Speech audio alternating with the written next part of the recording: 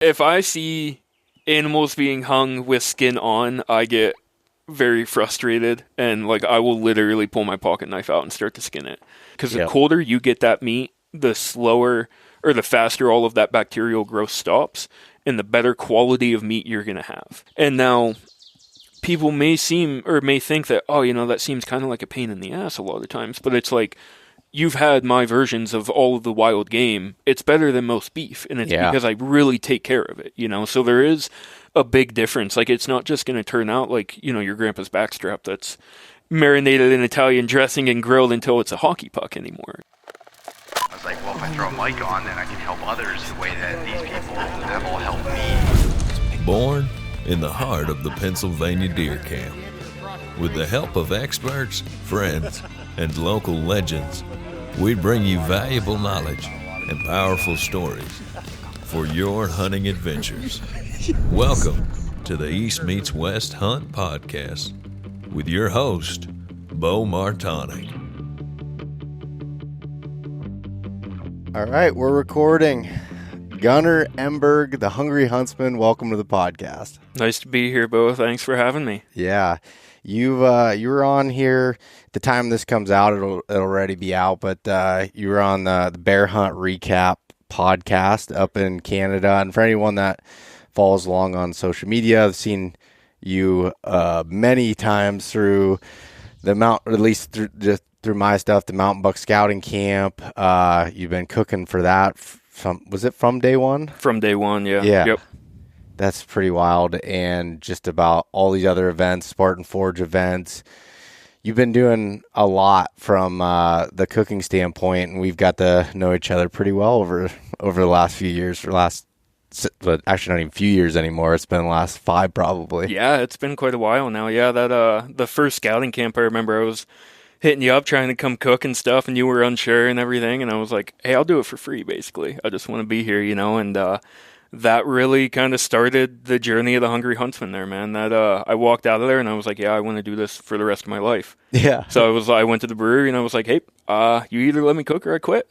You know, and well, turns out they weren't going to let me cook, so I ended up quitting there. But yeah, from day one, been cooking. Met Bill at the scouting camp too. Met Kurt there too.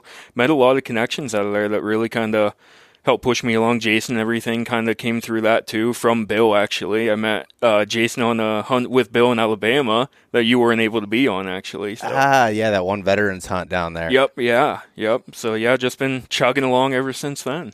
Yeah, no, it's pretty cool to see that, and to see like when you find something that you're super passionate about and chase that dream per se, and obviously like you're extremely good at it, which makes that a little bit easier from the standpoint of once you meet people and they try some of your food, they're like, look, I want to hire you. Yeah, yep. That is a nice part, is being really good at it. And too, entrepreneurship, you get a lot of crap from a lot of people, and it's always nice because it's like, once people have the food, they really understand what I'm doing at that point. They're like, oh, okay, I get it. Like, this isn't normal. You're not just some guy who wants to cook. Yeah. Did you always feel like you knew that's what you wanted to do? Man, my entire childhood was kind of a whirlwind of picking and choosing what I wanted to be. At first it was a doctor, and then, naturally as a kid, like a cop and stuff like that. Yeah. And, yada, yada, yada. I wanted to be an orthopedic surgeon at one point. But I remember like right around the 5th and 6th grade time frame, my father had told me, he's like, hey, like kind of stop watching cartoons and start watching more educational stuff, Yeah. And I was like, History Channel was just boring to a kid at that time, so I was watching the Food Channel all the time.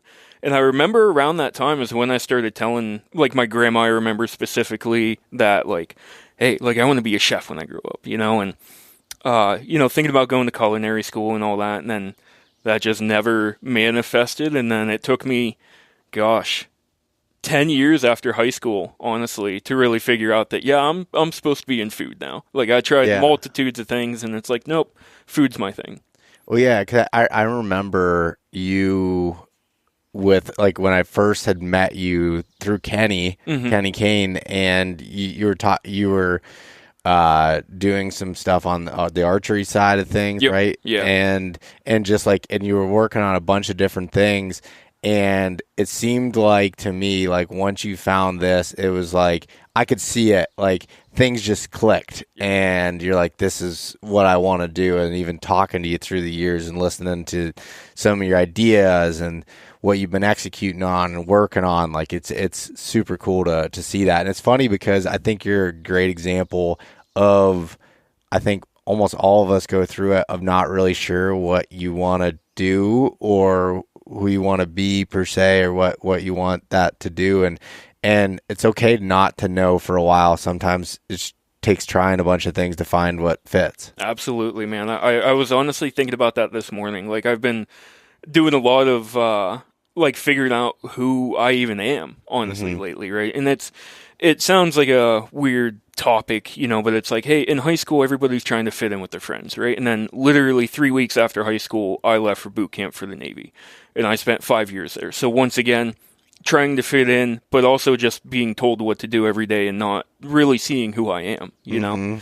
And then getting out and having to go through all of the trials and tribulations to figure out who I am. And now I'm kind of like, nope, I have my purpose. I see it. That's my path. And that's where I'm going, and it gives you a good kind of kick in the ass for motivation of like, okay, hey, once you believe it and that's your path and you find it, it's like, hey, basically as Hormozy says, like, do so much work, it would be impossible to not succeed. Yeah. And it's like that, I just made it my entire life at this point, Yeah. Yeah. Yeah. I mean, you definitely, you went all in with it and have been, and it's hard to put yourself out there and do something, you had a full-time job and everything to leave that. And it's not, I mean, that's not easy at all. Like, you obviously know that, like, and you go through things and, whether it's getting paid for, when you're doing stuff on your own, where like when you're working for somebody, that paycheck's coming in. Yep. So it can be tough. Yeah. It's a little daunting there, but, it's really just trying to, hey, be mindful with your money and figure it out. And I know, like, in the back of your head, hey, I can walk into a gas station or a Dollar General, put an application in, and have a job tomorrow if I absolutely need to. Yeah. Yep. Yeah, that's exactly right. I think that's a really good way of looking at it. And so, like, you were talking about your time in the Navy. What was that like? Yeah, it took me a while, actually. The last year, I've kind of recently viewed my Navy experience as more as a positive one. Really, because without it, I wouldn't be the Hungry Huntsman today. But it was a good experience. It was a lot of hurry up and wait, as they say in the Navy, a lot of getting told what to do, and then you got to wait a couple days to do it and stuff like that. So I was a corpsman, which is essentially a medic. I'm trained from emergency medicine up to surgery to nursing to combat medicine, everything like that. And the duty orders I ended up getting were into Chicago, where I was at a joint facility at a VA for a while. Our CO was technically a civilian, so we were very limited on what we could do. So I'd like to volunteer and get out and do anything I can with, like, the Marines coming on base, because Marines do not have their own medics. They use the Navy medics, basically. Oh. Yeah. Basically, the Marines are not smart enough to have their own medics. We call them the Crayon Eaters, and they will all agree they all love corpsmen to death. I mean, it is not a soft spot for them. They know that the corpsmen are there for them, basically. So I would try to volunteer, get out doing that stuff. I would take any assignment I could, just helping out, doing anything I could to actually get some more true medical experience. And really what that led me down to was learning a lot of survival skills, because when I transitioned out, I wanted to go contracting. And I knew that, hey, if I get into a situation where, I'm screwed and I'm stuck in country, I need to be able to survive for me, right? So that led me not to only learning, like, how do I build a shelter, but, like, from fire from the ground up, but what can I eat plant-wise to survive too, right? And not only, like, was I really diving into that stuff, but I was going out and practicing it too. And I incorporated it with the medical job that I had at the time to learn how to make natural medicines and stuff like that. So I was putting all of this information to a practical use, and that really built the knowledge and skill set that I have now. So while my Navy experience wasn't, super full of a ton of travel and stuff like that, it really set the path for how I like to learn and how I can learn. And that is invaluable to me at this point. Yeah. Yep. Yeah. And I think, just from knowing you and stuff, I would imagine that's helped on the structure side of it, which is like something, and, as going forward here, you're doing all the events and stuff for Timber Ninja. And that was like one of the things I was like, every time I've worked with you on a project, you've had a plan, you've made it easy to put together, whether it's mostly from like the cooking events, you can talk to people, but like, I feel like that those skills, I see that in the people that were in the military. Like I see that with my brother a lot too. Kurt's very detail oriented, building out plans, going through things, and I think that's a really invaluable skill. Yeah, it really helps a lot. It's really different. It seems like we can almost operate differently than most people out there. Like I can get stuff done so easy because I can just build the steps in my head and know, hey, these are the steps to accomplish, no matter what emotional state I'm in at the time. I could be anxious as hell, I could be pissed off, I could be so depressed that I don't want to move, but I know I can still operate because I built a plan to do it. Yeah. Yep. Yeah, that makes a lot of sense. And talking about the the medic side of things, what are some things like when you think back on it, what are some of those skills that you think are super, I guess, that transition well to civilian life, hunting life, and things that maybe people should look at learning themselves? Man, that is a big topic. Medical information is honestly some of the best that you can possibly try to learn, especially emergency wilderness if you're in this line of work or you're just a hunter, or even if you just like being out in the outdoors in general, right? Mm-hmm. Go take a class somewhere. There's multiple wilderness classes offered throughout the country all over. It just takes a simple Google search. Really, like, for someone like me, I carry minimal medical gear because I know what I'm doing and I also know how to craft what I need to from out in the wilderness, right? For me, I carry a tourniquet and super glue and maybe a couple Band-Aids and also some waterproof matches in the event I need to cauterize a wound. Me, I'm different than most people, though. I have an extensive medical background where I know how to do these things and get them done. Most people aren't going to be able to do that, but learning how to splint when you're out in the wilderness, how to orient yourself while you're out there as well, and how to identify certain injuries, how to stop a bleed, that's a really big one.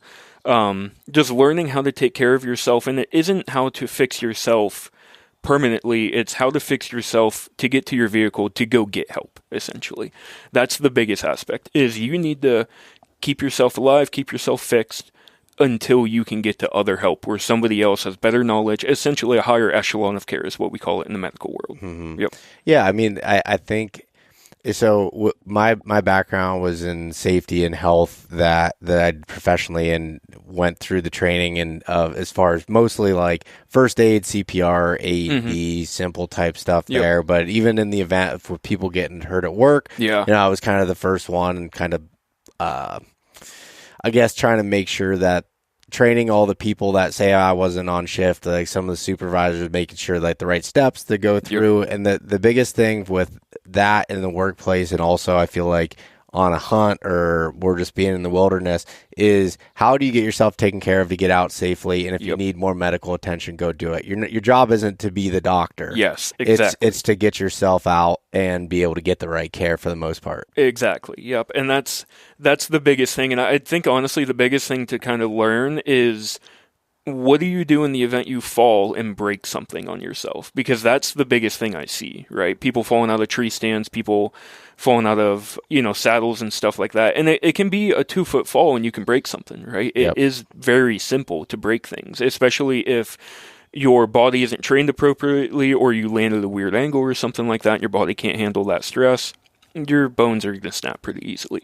How do you, mentally train yourself to be prepared to work through that scenario? That's a very high pressure scenario where, hey, if you break a leg and you can't walk, do you know that you can crawl for 2 miles? That's, nobody knows the answer to that unless you do it. I don't do it. Know? That's it's one of those hypothetical things, but it's like, okay, hey, I know that I can, that's an option. There's multiple options. I can make a crutch. I can splint this the best I can. How do I stop a bleed and everything like that? Because that's the biggest issue I'm ever going to see in the woods is like a broken bone, a compound fracture where it's actually protruding and bleeding significantly, right? Yep. Or internal hemorrhaging is a thing too. Learn how to spot that and compartment syndrome and how to take care of that. Or kind of as simple as, not to pick on you, but you ended up stabbing yourself in the leg. I was just going to bring that up. There's a scar right there on top of my knee. And that's like, you move that up and over 3 inches and hit your femoral artery and you're dead within a minute if you slice clean through that. And if you don't know that and know that you have to apply a tourniquet within 30 seconds, you're going to lose your life, Yeah, and that was, so I wanted to bring that up as a case study example, because I talked about it on that podcast right after we did the hunt recap, but whether anybody listened to it or not, I think it needs to be talked about more. But so by myself, skinning an elk, my knife started getting dull towards the end of it, which is normally what happens on something like an elk. And I always keep a knife sharpener with me. Couldn't find my knife sharpener, and I'm like, what the heck? And it ended up being in my pack. I put it in the wrong pocket, and I usually keep it in my kill kit, and I didn't. I don't know what I was doing. But nonetheless, I knew it was getting dull. Yep. I knew, but I'm tired. I'm like, I just need to get this thing done and start getting it out of the woods. And against better judgment, kept going. And I made a bad cut towards myself, ended up stabbing myself in the leg. And it starts, I had pants on, but I could just see, instantly soaking. So the first thing I did was I pulled my pants down to see, is it squirting out or is it just flowing out? And that's where, when it wasn't squirting with the beat of my heart, I was like, okay, I didn't hit an artery or I didn't hit the femoral artery or a big problem but it was a deep cut. So I was like, all right, I got to get the bleeding stopped. I keep my first aid kit always in the top lid of my pack. I have an Uncharted triage kit and then I put that inside a little bit bigger of a Mountain Ops flash bag that I also add a tourniquet and Leuco tape to it. And I also do have super glue and stuff in there. Yeah. But I took that, was trying to get the bleeding stopped. I ended up putting quick clot gauze. I don't know if I necessarily needed that, but it worked. So I'm not going to, I just basically, that's what, get the bleeding stopped. And I took the Leuco tape, wrapped it around my leg to keep it on there. I didn't need a tourniquet in that situation. No. That would have probably caused a lot of damage. Yeah. So did that, and that was to get me out. But even in that scenario, I knew I had it taken care of, but I started getting in my own head of is this worse than I think it is? Is it? And then you look at it, and I was like, I got to finish this elk, and I start cutting again. I'm like, oh, man, I don't know. My cousin was with me, and he had left. He had to go to work the next day, so he was hiking out to go drive to the butcher to get his elk, and just at least have it in the truck so he was ready to go. Yeah. And he was going to help me pack the last load out. Yep. And, so he was gone. I ended up inReach messaging him. I'm like, hey, if you're not too far away, because he had just left. Yeah. And I was like, if you're not too far away, if you wouldn't mind coming back. I said, I don't know if this is a false alarm or not, but I would feel better if I have someone there with me. And it ended up being, because I was getting lightheaded and stuff, but I think it was all in my head. It wasn't really me losing so much blood that I was going to pass out. Yep. Yeah. But it was in my own head. But I think that's even where, on my side of it, that even if I need to start doing training on an annual basis to be able to recognize that enough, because I started second guessing, even though I knew it wasn't bad at the first. I started second guessing because I hadn't probably done any of that sort of training in 3 years. Yep. And it was just one of those things where I'm like, I didn't know. Yeah. I didn't know what I didn't know. And then what I did wrong after all this, because I took care of it and then got back and I kept cleaning it, which was good. But I should have went to the hospital right away. Yeah. I learned you have to get stitches within 24 to 36 hours, something like that. Is that correct? Yeah, while the wound is still open and fresh so that we can close it properly. Otherwise, you're going to get a scab build up in there and some clotting in there that might not let it close the best, and it can heal kind of weird. Yeah. Yep. I had some butterfly bandages that I used to I don't know if that's the right term, but whatever it is, that you pull it closed. Oh yeah, and strips. Yep. Yeah, steri strips. Yep. And so that's what I was using, which helped. But I was Snapchatting my buddy Troy, who he works in I can't remember now. Sorry, Troy, but what exactly he's doing there. But anyways, he was like, dude, you need to go to the hospital right away and to get that done. He's because I'm driving home. He's like, did you get that stitches yet? And I was like, no. And I was like, I'll do it when I get home. He's like, no, that's too late. Yeah. But so he was like, make sure you clean it, go through these processes. And that was the first time I had heard not to continually use peroxide. Oh, yeah. Yeah. No, peroxide is really, and I tend to stay away from it anymore anyway. I tend to clean with iodine or just some sort of antiseptic rinse. Peroxide tends to hurt people too much, in my opinion. It's really only there for sterilization, basically, in the initial wound. And it's there to help with debridement, too, which is to help kind of lift up some of if there's any particles down in there and stuff. Like if you get road burn, basically, right? It's to help kind of lift up some of that stuff and so you can wipe it away. Really, after it's initially cleaned and starting to heal, just normal soap and water. Yeah, keep it with a little bit of like Neosporin if you want to, or whatever salve you have, and that's it. Yeah, that's what he was telling me. He's like, just antibacterial soap. After that, it's like peroxide's okay for the initial part of it there, but you're just killing everything internally with the peroxide. Which growing up, I was just like peroxide everything all the time. That was just like what we use. So that was interesting. But that was one of the reasons too. Like I started carrying some of the Uncharted stuff on my website, emergency preparedness stuff. It's not as sexy as like, saddle hunting gear or like other hunting gear, but I think it's so undervalued in the, I mean, you know it, but it's just like to have that. And it doesn't always have to be this complicated kit because I have like a much bigger kit in my truck that I have because like that's, I want to have everything there in case I come across a car accident with multiple people in it and everything. But for myself out in the woods while I'm hunting or in the mountains, I don't need a million things. Yep.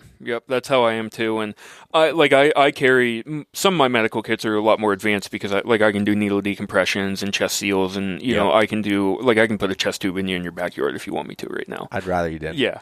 But so I have the capability to do some of that stuff. So my medical kits are a little bit more advanced, and like some of them I carry sutures in myself just because like I was on the gun range one day and I ended up catching a ricochet in my leg and I ended up having to pull it out and I just sutured myself up right there because I know how and I have the skills to do it. I'm not going to the doctor. Yeah. Most other people don't have these skills, so they need to learn, hey, how can I fix myself to get to more help, basically? And that is the biggest thing. And Quick Clot, like you mentioned, Quick Clot gauze is one of the best things out there for that. When I was in the military, we still had the powdered form of that, which they don't make anymore because it would cause third-degree burns and actually, it cauterizes the wound, but it also damages it more. Couldn't it cause actual blood clots in different parts of your body as well? Yeah, if it enters the bloodstream, it could do some nasty stuff. Yeah. I'm fairly positive that is the reason why I do not get bloody noses anymore. I got one in the Navy, and I had some powder, and I just shoved it up there quick, and it burned for a good half an hour, but I literally have not had a bloody nose in over 10 years now. Yeah. Yeah. And though, like I said, they don't make the powder anymore, though, because it turns out it was nasty stuff. You can get the gauze that is inundated with it. Everybody should have a bag of that in their backpack. If you get a cut, it doesn't matter how you dress your wound. It doesn't matter if you do it to the most technical standard. Stop the bleeding however you can and go get more help is the bottom line, essentially. Yeah. Yep. Interesting. That's the Quick Clot thing, because I remember right away when I said I'd use that, I think Kurt thought originally I was using like the powdered stuff, and he's like, you got to be careful with that stuff, and like take aspirin after to make sure it's helping with getting through your blood flow, and just going through. But that was just like a situation where it was, I think a lot of people run into that, cut themselves, stab themselves when they're butchering, doing things, especially when you're run down, you're tired, those types of things. And I think that, and none of those med kits are going to do you any good unless you know how to use the components that are within them. Exactly. I hate a lot of times when I go places, and because I have a medical background, a lot of people ask me for medical advice and stuff, and they're like, oh, I have a first aid kit, and I open it up and everything is still in the wrapper. And I'm like, you guys don't even know how to use this. Like, I have to open 5 bags to get to the thing that I need in here. That slows me down. If I'm in an emergency situation, and it slows me down. That, as a corpsman, we're taught that could be life or death within seconds, basically.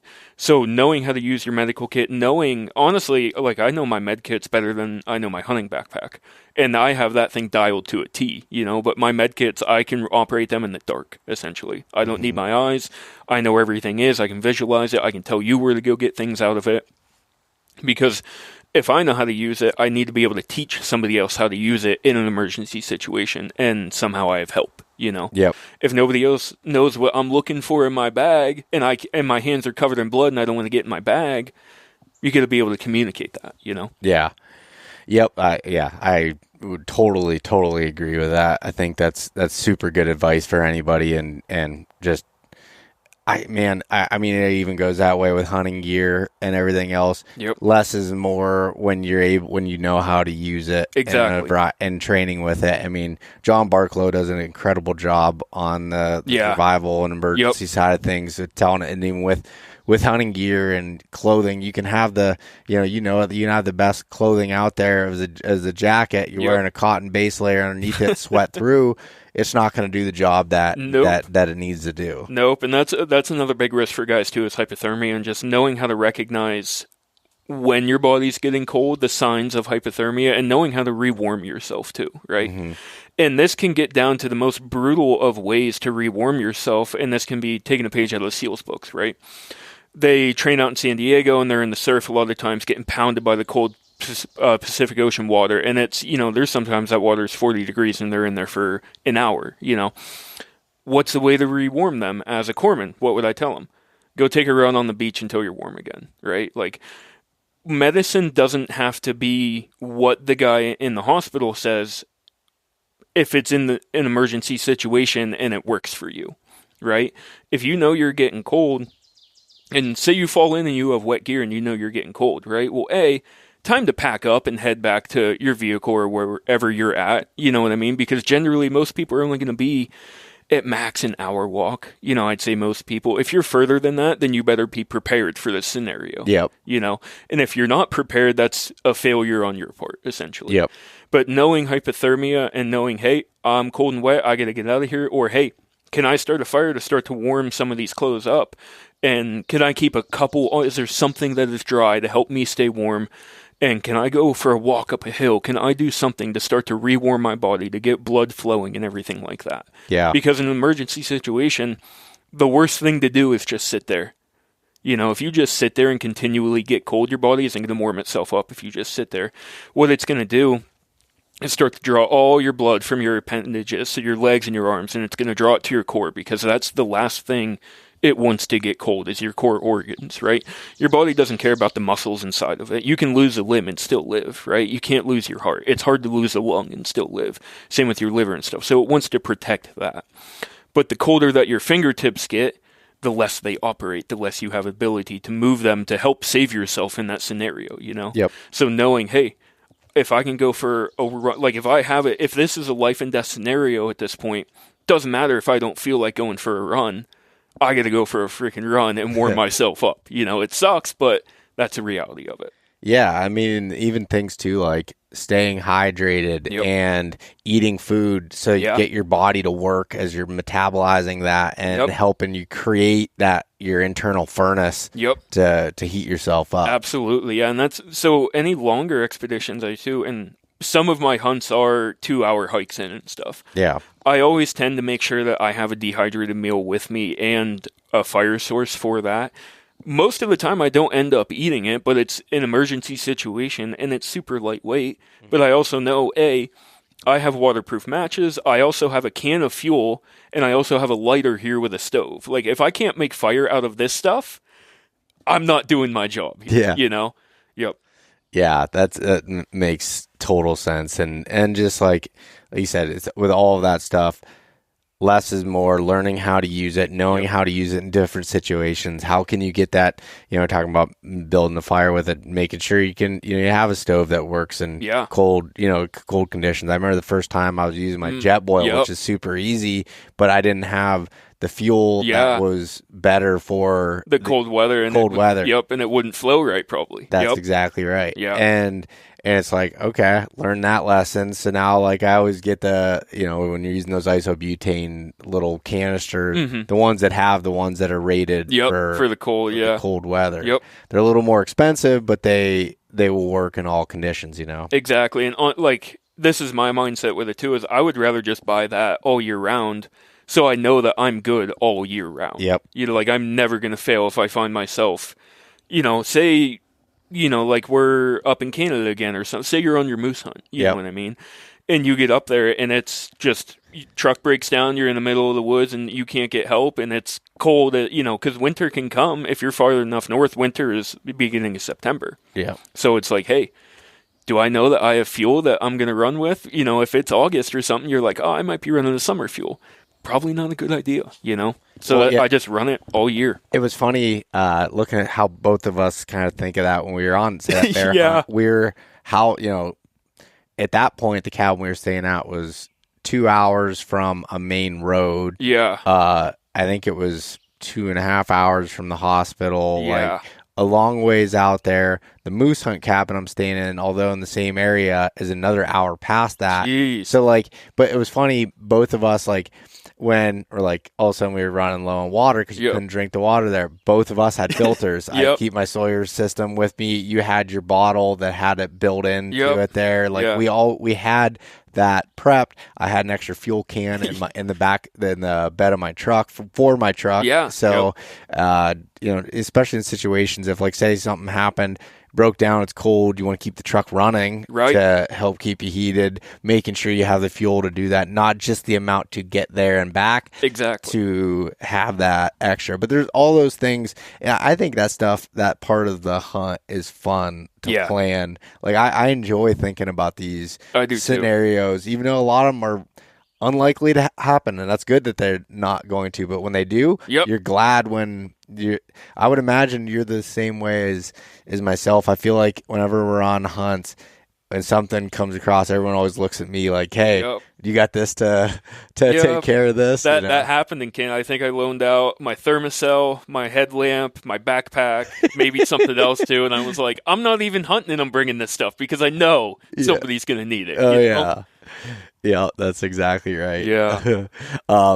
Speaking of that Canada trip, when you came here to my house today, you'd brought back my bear meat and you had, you'd butchered it for me and then made it into some fun things. I'll put it that way. Yeah. Because I've typically, whether I'm butchering it myself or having anyone else do it, I've been very simple of, steaks, burger, not cut with anything, back straps, roasts, just the simple things, which is good. But I actually do have a decent amount of meat in my freezer, and you brought up some ideas. I was like, you know what, I want to do some fun things. Yeah, some fun things with it. So. Yeah, that's what I like doing with wild game. And so after I had left the brewery that I had mentioned earlier, I had went to be a butcher, and because I wanted to learn how do I butcher my animals better, because I was doing it myself, but I just wanted, hey, if I can go into this for a year and train myself, I'm going to be phenomenal at it, And it was a butcher shop, so naturally I learned the art of sausage making and all that kind of stuff. And it really taught me that, hey, you can do whatever you want with wild game. Just because it's wild game doesn't mean any different, right? They make products all over the world with whatever they want, and it's all sorts of different animals. Just because it's domesticated like a cow versus wild like a deer doesn't matter, So I take that approach when I treat wild game now, because I am sick of processors having the same jerky, the same hot Italian sausage, the same snack sticks and everything. That's not me. I don't like to eat that kind of stuff, especially because I built my kind of life now around hunting to be able to eat healthier for me. So I don't want products with a bunch of crap in them and, lower grade stuff. So I really take my processing of animals really, it's important to me, So I make sure your fat content is correct when I grind all the burger and stuff, because a lot of guys, how many deer sausages have you had and they're just dry? Yeah. And it's it's because there's not enough fat. Just because it's deer doesn't mean it can't be a nice sausage. Think of those sausages we had up in Canada, right? Mm-hmm. I didn't make those, but I was even giving the guys props there. I was like, these are fantastic sausages. You guys did a good job here, because they were nice and fatty and plump and they held together and everything. Yep. And my overall goal is giving you the best product I can, not just to utilize your meat, basically. Mm-hmm. So, like, for your meat specifically, I had ground it with some pork to help kind of dull that bear flavor out, some of that gaminess, but also bulk this up and bring in some more fat to it. And then I also threw in beef fat into it, too, to really just amp up that flavor. And I like using beef fat on animals like bear and some of your wild game ones too, just because it, like, more of the red meat tends to mimic more of a beef flavor, and I find that you can get a better savory note out of it sometimes, and it's just a better, longer lasting flavor in your mouth. Because a lot of times beef fat and wild game fat, like venison and stuff like that, it has a similar property where it can coat your mouth when you eat it.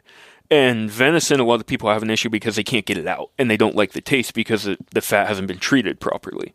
Where beef fat is always just generally clean, but it has that similar effect where it can coat your mouth. So I like to make that happen in the sausages that I make, so that way you still get a good mouthfeel, and it's similar, it's still acting like that venison fat, but you might not have all of the negative flavors of it at that point. Yep.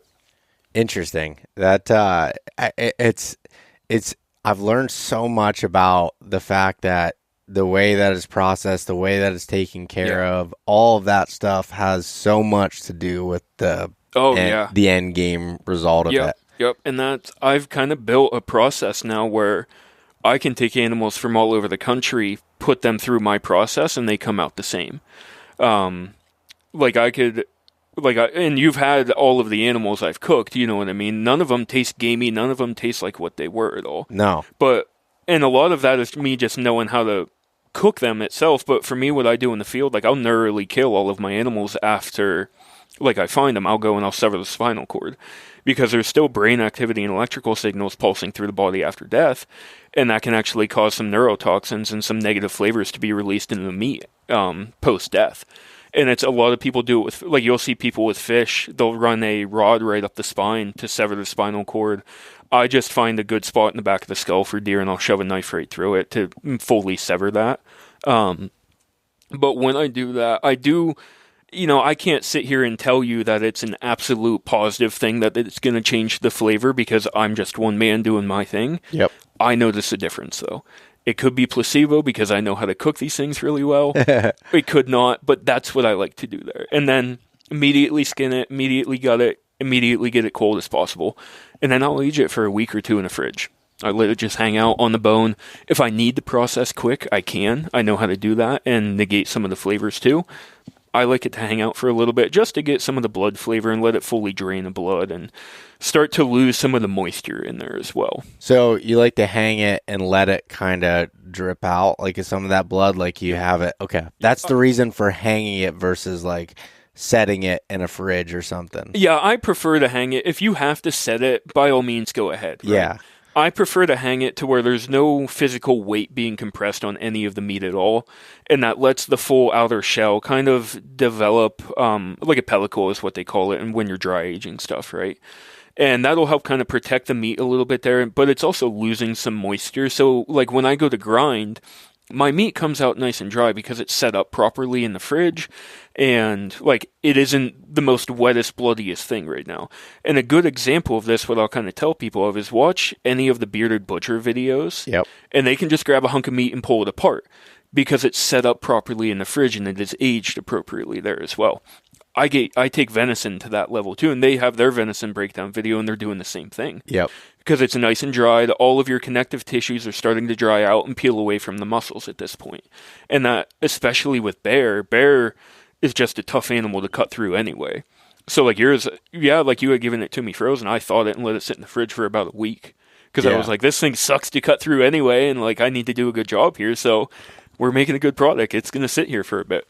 Yeah, because it is tough, like when you go on out-of-state trips or anything, to perfectly do that process of, like, you have the part of maybe you can get it frozen right away, and then you have it in a cooler, and you're coming back, and it starts to thaw a little bit, and, like, all that, which we were lucky there. We were able to throw it right in the freezer, and when it came back, when I gave it to you here, it was frozen still, so that made it a little bit easier. But I know, like, on the Western hunts, it's like it might be a while, like you're going to get it cool, but it might be a few days before you can actually get it on ice, and it's still not totally frozen. And then you're trying to keep that meat dry. like what I'll do a lot of times, and I'd love if you had even a better way for it, but I'd take like a contractor bag and put it over top of that ice and then lay the meat on top of that versus just throwing the game bags of meat right on top of it so that it soaks through, because I've done that before and it's like not, it definitely doesn't. Yeah, that I'm not a fan of letting your meat get wet like that sitting in ice. I always keep it dry. Everyone always says, oh, it can spread bacteria and all that kind of stuff, and the bacteria is on the meat anyway. It can walk around as it pleases. The meat's full of liquid anyway. It can go wherever it wants to, essentially. It's more about flavor and texture of meat that comes out of it, because waterlogged meat sucks. Like you've pulled it out before and it looks half gray and stuff, and it's like, I don't want to eat that. It looks like it's expanding. It's not a good meat to work with. And in essence, you're going to cut some of that away and waste some of your meat at that point, and it's like, well, why'd you kill that animal if you're just going to waste some of the meat because you're treating it improperly, That's a really good method there, is that style of just putting ice down, and then a lot of people would take like a sheet of OSB or something, just cut it to size for the cooler, so that way there's a hard platform for everything to sit on, and no bones or anything can poke through the bags and water seep in and stuff like that. I've seen that, because really you just need cold air in there, right? And it'll make it cold itself. Yeah, and probably like, say you look at like a Yeti or a similar type cooler, like it's kind of narrower at the bottom. So if you cut it to fit that bottom part of it, then when you're, say, traveling out, you can still store your gear in it. It fits down there nicely. Yeah. But then when you pull it up and say you put it on top of that ice, it's still keeping that separated, but it's allowing some of that airflow and everything, that cold air, to be in there. Yep, absolutely. And then, so another one too, which, if you're doing this and you're invested in this is legitimate options. They're a little bit more expensive, but looking at something like an ARB or Dometic cooler, right? Yep. They plug right into your vehicle and they'll go down to 0 degrees, right? And you can get them up to like 100 liters, or if not bigger, So it's like, if you're already bringing a Yeti, just swap out a cooler for one that you can plug into your vehicle, and now you have a freezer at all times. And if you bring a generator or a Jackery or something, it can plug into the wall too. They make them so that way it can be adaptable to plug into a house or a vehicle. But that way you literally have a fridge and freezer. It's literally just a cooler that is a fridge and freezer. And I've used them when I worked for Military Mobility out in Wyoming for a week straight, swapping between a generator and the Land Rovers. They worked fantastic. Yep. Interesting. Yeah, that's a good idea. Like I said, I got this Jackery. I mean, that's running all my podcast stuff right now. Yep. I love that thing. Use it quite a bit. I have the Explorer 1000. Yeah. And it works really good. And you can get bigger ones that are more suited for running. Like I've seen them where like they can do houses and stuff. Yep. Yeah, this one we've had the power go out here, and I've run my refrigerator or freezer and stuff off of it. Wow. Which is pretty good. But no, that's really good. So I have a question for you. Yeah. All right, hanging a deer with the skin on, the hide on, versus off if it's cold enough. You're giving me a smirk, so I'm interested to hear this. If I see animals being hung with skin on, I get very frustrated, and like I will literally pull my pocket knife out and start to skin it, because the skin is the sole thing that keeps that animal warm, right? It is the outer insulation of your house on that animal. It is full of fat and hair that is designed to trap air and keep that body warm. Well, if you keep a body warm after death, you're just inciting bacterial growth, right? And I will explain this way. I've been on some hunts where, like, we'll kill a deer and they won't gut it, right? And they'll throw it in the walk-in overnight. By the time I get to it the next day, it has gangrene already. It's that quick, yeah. So if you're not skinning your deer... Now, there are circumstances for this, right? If you have a dirty truck bed, right, that you can't... Like, you don't want raw meat sitting on, cool, don't skin it, get it home, get it skinned as quick as possible, right? But if you have game bags on you and you're packing out, skin it immediately, basically. Because the colder you get that meat, the slower... or the faster all of that bacterial growth stops, and the better quality of meat you're going to have, right? And now... people may think that, that seems kind of like a pain in the ass a lot of the times, but it's like, you've had my versions of all of the wild game. It's better than most beef, and it's because I really take care of it, So there is a big difference. Like, it's not just going to turn out like, your grandpa's backstrap that's marinated in Italian dressing and grilled until it's a hockey puck anymore. You can have the best meat in the world that you killed if you just review your system, put a couple changes in to have a better quality product. Yeah, and man, that's super interesting. Johnny, are you listening? He leaves it with the when it's really cold out. Now, if it's really, really cold out, like if you're below 40 degrees and it's going to stay that way and you're packed with snow and it can be out in the open air like around here, I don't have any qualms about doing it, right? But if it's above 45 degrees, that skin is coming off immediately for me. Yeah. But if it's not, but here's the thing too for me. It's also a lot easier to skin an animal when it's warm. I was just going to say that. Like, I can rip hide off of it, where when it's cold, it takes me a lot longer to deal with that. Yeah. But like I said, there's certain scenarios where, yeah, you have to do it. They're few and far between for me, though. But, like, I'm to the point where I'll carry around a gambrel and hoist in my truck bed that plugs into my hitch so I can skin and get stuff on ice immediately if I'm not close to home. My dad has one of those too, and we've used it on out-of-state hunts so that we could get it, and especially in places where you can't bring, when you can't bring the deer back, right. There's you have to bring deboned meat and stuff. Or sometimes not even deboned, but as far as like you can bring the quarters back, but not having the spinal column. Oh yeah. And then the brain out of it. But anyways, being able to do that, because it's hard if you're in a place where, you go somewhere. It's funny, like, as I'm looking, drew an Iowa tag. The one place I was able to get, I wasn't able to get it for the whole 2 weeks I'm out there, but I got a place that has a barn there and has a I already talked to the lady about being able to hang deer there, and there's already a winch and a hook. I'm like, perfect. Yep. Like, that works. So. Yep. That's super good information on that. And now kind of going into let's say the cooking side of it, or where do you think's the best transition? The actual processing of like cutting it up to freeze it, or would you think just going into the cooking side of it?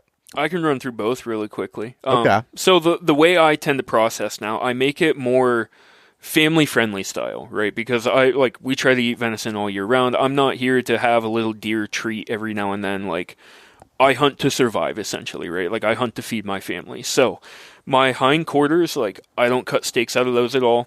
I will separate all of those out into your whole muscle groups, right? So, your bottom round, top round, your eye round, all of that kind of stuff. And I freeze those individually and whole. So that way, hey, if I want some venison jerky, I can just pull out one of those. I know I can slice that with the grain and get good venison strips. And hey, when it's partially thawed, it's going to slice better for me, right? Yep. And that way, like, I know, hey, this roast isn't going to have a ton of connective tissue in it either because it's just one muscle group, right? Yep. My back straps, I'll either freeze whole or cut them in half and freeze them that way.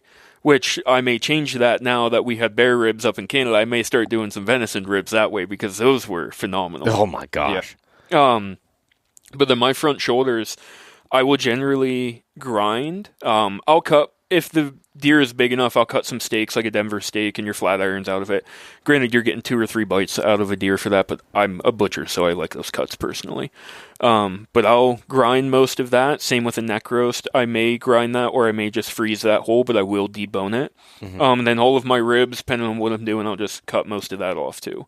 So I do it in very large chunks, so that way I can get it processed quickly and get it in the freezer, and then I can do whatever I want with it later. I'm not stuck with 20 pounds of this sausage and, 3 bags of snack sticks and all of this stuff that I have to eat. I can make whatever I want after that. And that's where I think a lot of people should go with processing, is learning how to do it to also be able to cook with it later like you're just getting a hunk of beef. Because that's where I think a lot of people fail, is they get these weird cuts and stuff, and they're like, I don't know, I've never seen a beef steak like this. I don't know how to cook this. Just cook it, man.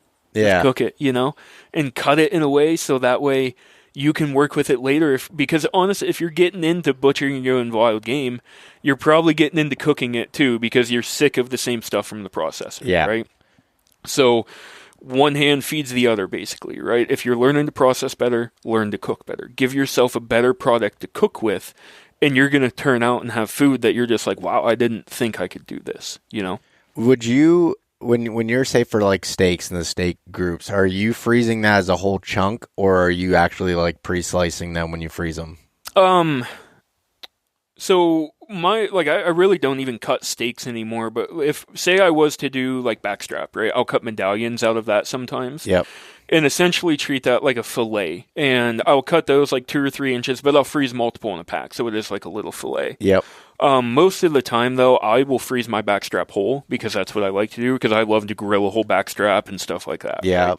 That's I like to show off with a lot of the meats that I do, because I can. Like, yeah. Nobody gets a whole grilled backstrap, you know what I mean? Yeah, I like doing that kind of stuff.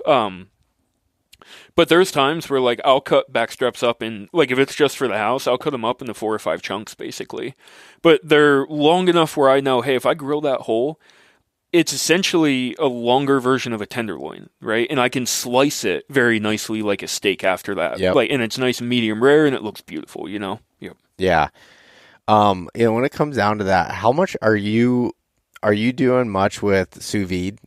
I have messed with it in the past quite a bit. We've done some wild stuff. Me and my buddy in the Navy cooked a brisket sous vide for 36 hours in a igloo cooler one time. Really? And then just grilled it on the grill to finish it. Yeah, it was delicious brisket, but it was pretty ghetto. Yeah. Yeah, yep. Yeah, dude, I have messed around a lot with sous vide, and especially with wild game, too. I used to be into it quite a bit.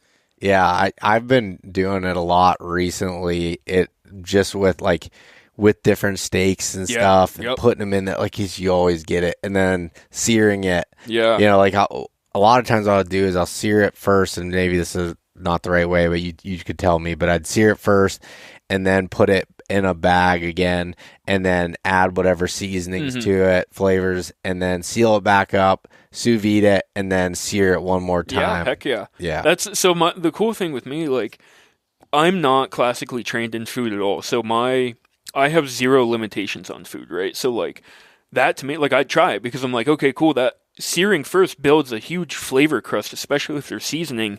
You're going to change the overall flavor of the steak. Yep. Right? And then another sear again for presentation when it's nice and crispy and it eats better. Right? Yep. So, like, yeah, like a French chef may give you shit for that, but me, I'm like, no, I honestly, like, I may try it. You know what I mean? Just, I'm like, and that's how a lot of my recipes come about, like those bear ribs, right? Yeah. Never cooked them before in my life, and I was like, okay, I know how to build flavor here, though, right? So I grilled them ahead of time to sear them ahead of time, right? Mm-hmm. Then I threw them in the pressure cooker with a lot of liquid because I'm like, that's how I'm going to have to get them tender in 2 hours. I can't do it in an oven. And then I seared them again to, like, for service, but that was for more of like a tenderized rib, you know what I mean? And I do that a lot for roast too. Especially wild game roast, one of my recent techniques, I will season it, sear it really hard in the pan, and then throw it on the smoker for like an hour or two, real low, or I'll even like sear it over an open fire, like on the Brio pits or something like that, and then smoke it for an hour or two, and then throw it in the crock pot with some beef broth, right, and a little bit more seasoning in there, so that way you're getting multiple compounds of flavor, right? You're getting a nice sear, you're getting smokiness to it, and then you're getting a braise so all your connective tissue can break down. And then what I do is once it's nice and like fork tender, pull it out and I let it cool down. So that way all of my connective tissue congeals again, and I can pick it out really easily, right? You can do it while it's hot if you want to, like it still comes apart, but you make a nice mess of yourself, right? Yeah. I do it when it's cold, and then what that lets me do is shred it into nice big chunks too. Because I hate when you get, like, you ever get pulled pork and it just looks like sawdust. Yeah. Like, that's not what I'm going for. I want something that looks beautiful when I'm eating this, right? So I can make bigger chunks when it's colder because it's a little bit tighter. But then I'll just go ahead and, like, re-season it and sear it again in the pan. And it turns out, like, one of the best pot roast people have ever had. And they're like, how'd you do it? And I'm like, well, it took all day and a lot of techniques, but I'll teach you how to do it. But you don't want to have the time to do this, you know? Yeah. But that's one of my things is, like, as many ways as you can build flavor, do it, because that's how I've come up with half of my recipes, and that's why my stuff is so good, I say, because I'm adding flavor at any single detail I can. Interesting. So through those different steps, through those different processes. Yep, and that's like understanding what does what too, right? Like what a sear in a pan does, what a sear on a grill does, right? What a broil type of sear does. Like the flavors they bring out and stuff like that, it's all different. And if you're Like so when I designed Ricochet Rub, right, that was for, I think, the second scouting camp. Yep. And I would literally cook it different ways to see how the flavors would react, right? So what I can tell you now with that is a butter-basted Ricochet steak versus a reverse seared versus a smoked versus a grilled and versus a like Ricochet burger. They all taste different, but it's the same rub because the heat methods applied to it and the fats in there are completely different and it changes the flavor profiles. Can you explain some of those? Explain, like, say, a pan-seared grill. Like, explain that a little bit. Yeah, absolutely. So when you're doing a pan, right, you're just having a hunk of meat touch a hot pan, essentially, right? A lot of people mess that up and they don't let their pan get hot enough. And this is, like, people don't know how to cook on stainless steel and stuff. You just don't get it hot enough, right? And, now back in the 80s, 90s, when it was a pain, you didn't have the internet. Now you can go spend 10 minutes on YouTube and figure out how to cook like a pro. You know what I mean? You can find all the tips and tricks. So if you're having trouble in your pans, look up how to use them. Figure out how to actually use the utensil that you bought. You know? So a sear in a pan is really going to give you a nice crust building application because what's going to happen is that meat's going to tend to stick to the pan immediately, right? But it will start to form a Maillard reaction and develop a crust that will loosen itself from a pan. So a lot of people rip part of their crust off when they're searing in a skillet because it's not ready to come off because that reaction hasn't fully developed yet. Okay. So I let it go, and I'll literally, till I can shake the pan and the steak moves, I don't touch it, right? And then immediately just flip it. I might put a little weight on it after that. Just to help good contact down to the skillet to get a nice even crust, like a burger press or something, right? After that, I'll throw in a little bit of fresh butter, and so it's searing there, and I let that butter get super hot, right, to the point where it can almost fry the steak, right? That's what you don't want cold butter to butter based. You want hot butter. So what I'll be doing then, essentially, I'll have brown butter in the bottom of the skillet, but I'll just butter baste it, right? Keep throwing hot butter up and over it, so you're continually hitting now that seared crust with hot buttery fat that's now building that kind of glutamate flavor. So glutamate too is one of the main flavors that you get that makes things delicious and you have like an umami flavor, right? And I'll explain it this way. You ever fry something in a pan, there's a little bit of cheesy, crispy bit left over, and you can't eat cheese, but I know what you're talking about, though. Yeah, but how delicious that crispy, seared cheese is, that's a glutamate coming out in there, right? So now that you're taking a dairy product and butter and coating this steak in it, it's just building more glutamate because it's hot enough to start to cook those spices too, right? So it's not just a cold butter cooling down the crust, it's actually cooking and building more flavor. And then I take it out, and I temp everything with a thermometer at this point. I can do it by hand. I think the one backstrap I did at Johnny's was middle of the night, and I did that one by hand, right? I didn't have a thermometer, and it turned out great. But a thermometer's quicker, it's easier, better results for me, basically. Yep. Temp it whenever it's done, let it rest. I pour all of that fat over it, too. So that way it's just aging in there, right? And especially if you're using Ricochet Rub and there's coffee in there and Worcestershire powder, it's just building a coffee sauce on its own right now, right? So then you can take that and pour a little bit over that steak once you slice it up and serve it there. And it's just ultimate, all of the flavor is all built into that one pan of the steak, essentially, right? So now, though, when you're going to a grill, you're dealing with more of an infrared heat where you're having raw heat hit this. And so, have you ever grilled something and you'll notice and you'll sear it and you'll flip it over and you'll be like, it's seared where the grill grates aren't, though, right? Because the heat is hot enough and it's causing enough reaction there to still create a Maillard reaction with nothing but air, right? There's no more, material in terms of a hot skillet to convect that heat up to that meat there. But that's why I like the grill, because it's able to do that with infrared heat, essentially. But that can give you some more of the fat to drip out of the meat itself, some more of those juices. And there's a beautiful thing that happens when fat or juices hit a hot grill pan or a fire, right? And they will instantly kind of atomize and evaporate and hit right back up to the meat. And that's where you get that smoky, beefy flavor if you're ever grilling a steak over a fire, right? It's not necessarily from the smoke itself. It's from the fat coming down and kind of burning and vaporizing and coming back up to the steak and coating it and just staying up there. Okay. But here's the thing though, is with wild game doesn't have a lot of fat. So if you grill it, you tend to dry it out a lot of times because people don't baste it in fat like they should. Or they'll, like what I do is I'll baste it, like I'll marinate it, and it is nice and wet and moist and everything. It's coated in a fat. I grill it as high a heat as possible super quickly, right? I'm talking like 700-800 degrees. All I want out of that grill for this wild game is a good sear mark and good flavor development, right? I can't really get a good crust on wild game because there's not enough fat in it. So what I'll do then is I'll have 2 zones on my grill. I'll have a cold zone or like a rack on some grills up top. Throw it up there and just let it ride out like an oven, or just turn some burners off. Or if you're using a fire pit, just move it off to the side or raise it up basically. So that way it's still pumping heat, but it's not searing and destroying the outside anymore and drying it out and making it like shoe leather, right?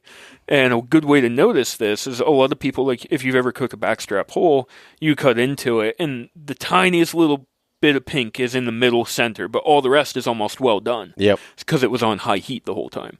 So now what happens with wild game is when it reaches well done temperatures too, you can get some negative flavors out of it, right? And bear is a little bit differently because it's not an ungulate animal. It's more of a mammal or more of a bipedal animal. It could be essentially, but they have more of a humanoid structure. So their muscles are a little bit different in flavor and structure there, right? But your venison, your ungulates and stuff like that, there's no fat. So you're just going to like draw out negative toxic flavors. And that's where some people are like, oh, this is really gamey. No, it's just because it's well done. Like if I serve that to you at 120 degrees Fahrenheit, like a medium rare steak, that game flavor isn't there because it hasn't developed yet. Yeah. And that's where a lot of people go wrong with their wild game. So, okay, let me make sure I heard you correctly. Yep. So, all right, say you have a pellet grill. Yeah. You can't get that high heat. Right. Would you recommend like actually doing the searing process somewhere else, or because like I have the one that's sitting there behind it, the Camp Chef one there. Yep. I have a problem getting that up to temp as it is. Yeah. But like the other day, I cooked some elk steaks on it, and I actually cooked elk loin on it. It was a pretty big chunk backstrap, and I had to cook it for a decent amount longer to get it to that, and it did still apply the crust to it. Yep.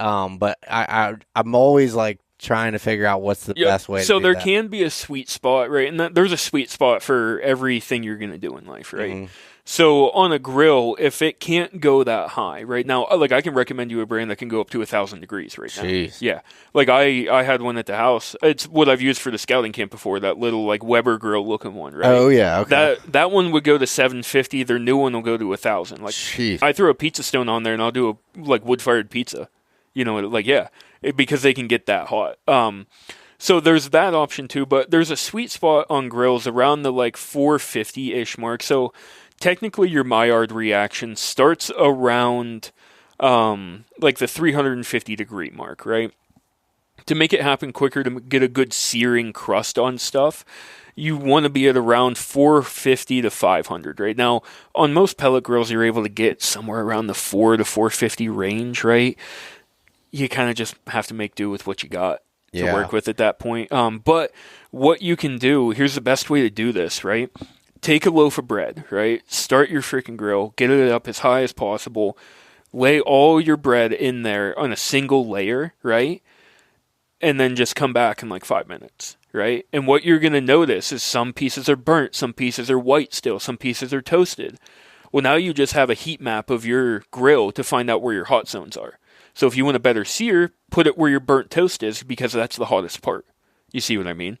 So once again, learn how to use the equipment you're working with and try to get the best result you can out of it. And you only have to do that once? Yeah, you really only have to do that once. Yeah. Now, I've never done it more than once, but I could see a pellet grill changing if you don't clean it and it changes some of the airflow in there because gunk builds up and stuff.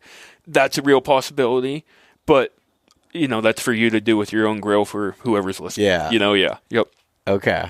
That makes sense. And when you were saying like with a fat, like, so are you saying with like butter that you would put on the out? Like, is that what you season it? Really, I use for grilling something like that. I'm going to go for like more of an avocado oil.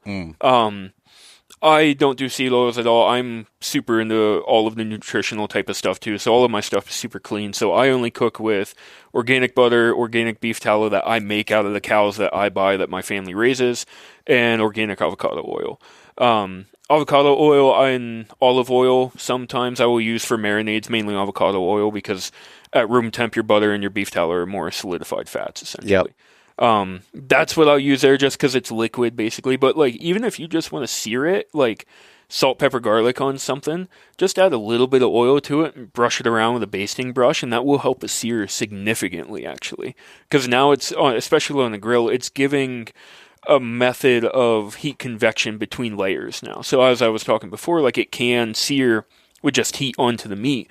If there's some fat coating it now, fat's a much better conductor of heat than the meat is itself. So it'll make that sear happen a lot faster now. Okay. Yep. That makes sense. Yeah. And are you, what about, like, I notice a lot of times you use like I don't know if this is a topping the right word, or like a glaze, like a blueberry glaze type of stuff. What do you do that all the time, or is that like what's the purpose of that? So I like to build the entire meals around whatever the animal is essentially, right? And what I found a lot of times is that wild game tends to eat a lot more they have to eat forage for the most part, right? Unless you're getting into like your grizz and your apex predators and stuff where they're eating meat, but that's like a lot of people don't know how to cook your carnivorous animals because they have a different flavor to them, right? And that, like, I can do all that too. But when you're dealing with your ungulate animals that are eating, 9, 10, 20 pounds of forage a day, a lot of it's leaves, a lot of it is fruits and stuff like that. And that's really the only place in nature where carbohydrates are found. So they're going to have more of a sweeter flavor to them sometimes, just due to them eating a lot more of that kind of stuff anyway, right? So I tend to like to pair everything with a sauce because as I'm putting out the best product I can, well, in the event I mess up that backstrap, I want to have a sauce there to make it nice and juicy still, but I need that sauce to not be like crap. Yep. It needs to pair with this, it needs to go with this, it needs to be a part of this and enhance this meat too, not just be something to sop up, make some dry meat wet again, right? Yeah. So I just like to build in whatever flavor is there, and for that, I like to use wild blueberry because that's really common in our area, especially. I know how to forage a lot of things too. That's part of what I was learning was like making medicines out in the wilderness, and also like what I can forage to eat. Like the inner bark of hemlocks is edible, and it can cure scurvy and stuff like that if you make a tea out of it, right? So learning all of that, but also learning like what these animals eat to hunt them better. Like, hey, if, deer like white oak, well, okay, I'm going to go hunt around the white oak, right? Well, I also know how to make oak ice cream and acorn ice cream too. So, like, I could do some crazy desserts and make, like, a deer, like I just gave you Canadian bacon out of bear, right? Yeah. I could make a venison maple Canadian bacon and do some really seared bits on it and make, like, an oak ice cream and then pair all of that together so it's like a sweet bacony ice cream type of deal. You know what I mean? But it's all just natural stuff that really pairs with that animal, right? And that's really how I like to do it. So the blueberry one, like, it's just jelly, beef broth, and Ricochet Rub boiled down into a sauce, essentially. Is that what you... Okay. Yep, it's 3 ingredients. And, like, I have versions where I can put 20 ingredients in it, but I found for most people that I want to teach this sauce to, 3 ingredients is all they want. Interesting. Yep. I'll try that. I just did one. I have some in the fridge actually still now. I have a cookbook. Miss Allie's Kitchen is one. It's on my shelf too. Yeah, I love that book. And I did her glaze. I didn't have the right ingredients. There's a few more in hers for the blueberry one, but I didn't have red wine vinegar, so I used apple cider vinegar and then a little bit of sugar in there, and then the blueberries, and I can't remember what else. But anyways, I think it was just about that, and I did that. It was so good. Yeah, I love any of those blueberry ones. Yeah, that's how So what I do too, like I just use a jar of wild blueberry preserves, right? The reason I make it simplified like that is because like I need to be able to pull this sauce off anywhere in the world. Yeah. Right? So I need to know products I can get, but also how to make it from scratch, right? And the products I get are always clean, they're always good stuff. So that one that I get is nothing but pectin, wild blueberries, and sugar in there. 3 ingredients, that's it, right? Okay, so you already have the sugar that's... Yep, so I'm good to go, right? That's built into that jar. And then it's literally the whole jar, a whole quart of beef broth, so just 1 box of beef broth, and a tablespoon of Ricochet Rub in there. And you just boil it down until you get the consistency you like, right? And a lot of people are like, how do I know what I like? And a lot of times, if you can trace it in the pan, meaning you can take a spoon or spatula, put it on the bottom of the pan and draw it, and it stays like a gap, like it parts open. Yep. You're good to go there, right? That's going to end up being a pretty thick sauce in the fridge. If you get it in there and it can coat the back of your spoon nicely, while it's still a little bit thinner, that'll be a good sauce to have like room temp. It'll still be pretty liquidy and still be able to pour pretty okay. Yeah. Yep. I think it made mine a little bit too thick. It's I mean, it's good, but it's just it's like throwing a gob of something on top of it. Yep. You know? Yep. Yeah. No, that's super interesting. And I mean, there's I love that. And I was asking you that because like you were always doing stuff when we were on the bear hunt or at the scouting camp. There's always some sort of thing you're pairing it with. Yep. And when you explained that up there, that's why I wanted you to talk about it, about like the landscape, what the types of things they're eating, what's around. I think that's a really cool way of explaining that. And what I think it does too, and this is the part that this is why I do what I do really, is like I kind of curate part of the experience at these camps, right? Like if you have a bad meal, most guys aren't going to have a good evening, but I notice, hey, if I put out a banging meal, everybody starts talking, everybody starts drinking right away, the stories start flowing, and the camaraderie starts like right away. Right? Yep. So I need to just be like, how not impressive, but like how covered can I make this meal in terms of flavor and texture? Like how good can I make this and have you have it in the middle of the world, basically, right? But the reason I do a lot of it too is I want to respect the animal as much as I possibly can, because in essence, we took its life to feed us, to extend our life. Yep. So in a way, I give this animal a little bit of immortality by creating memories around the hunt and everything, and like the bear ribs that we had up there, right? Like everybody has a memory of those now. So that bear that Johnny had killed now essentially lives in immortality because there's a memory of it and the food around it in 12 people's heads now. Yeah. And it's going to be there forever because it was such an impactful moment for people. Yeah. And that's really what I try to do. And really that drives me to just make the best product I can. And like there's days where, hey, I'm up at 4 a.m. to start breakfast. And like you saw in Canada, there's days where I'm not serving dinner till 11 at night. You know? It's like, it's rough, but the amount that like the moral ethics and codes that I live by for that, like the respect has to happen for me. I can't cheap out. I can't make this a bad meal for me, and that's really what drives me to cook as well as I do. But to also learn all of these processes that go into it, right? Like, so like when you hire me, you're not getting a guy to come in and just cook. Like I'm going to plan your meals, but I can also kill it. I can also drag it, gut it, butcher it, package it. I can cook it. I can do whatever you want. I can run a camera for you if you want. And in the event that we hit a shit show, I know how to build shelters because I've been through training, right? I know how to start fires. I know how to hunt. I know how to do all of that. So you get a package with me that's like, you're covered no matter what happens. Yep. Like, if the end of the world starts, like, cool, dude, let's go start. Like, all right, we're going to need 40 poles if we're up in Canada. We can start building a roundhouse tree house. Okay, here's how to make a bow. Like, go find some yew wood. Here's how we're going to tiller it and everything. Like, here's how you build a string out of, like, willow wood and stuff.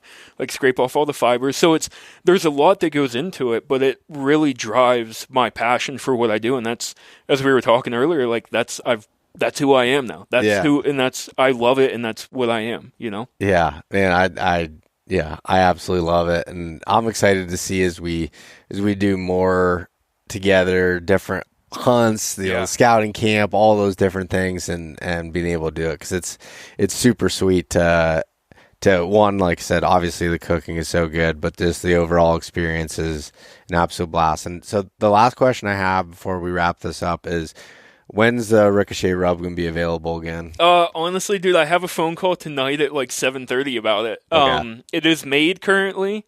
It should be going online soon. I'm actually partnering with On Point Adventure Foods out of Pennsylvania too. They're going to manufacture it for me. They're going to house it on their website and sell it, everything. And then we're going to end up doing like a line of cleaner eating, dehydrated or freeze-dried camping meals and stuff, more macro friendly for, because because a lot of us are more athletic in this. We can essentially call hunting a sport at this point, and we're more athletes in it. So a lot of us want cleaner eating, higher, more protein, lower carbs, and stuff like that. Yep. So we're going to work on that. But yeah, I have a phone call tonight. I just texted him this morning. Him and our schedules are so hard to line up that we were supposed to call, I think, a couple of days ago, and I was like, hey, you good for tonight? And he was like, nope, I'm replacing the pump in my well tonight, dude. He's like, we got to change it. Yeah. So it's so hard. But yeah, it should be online soon.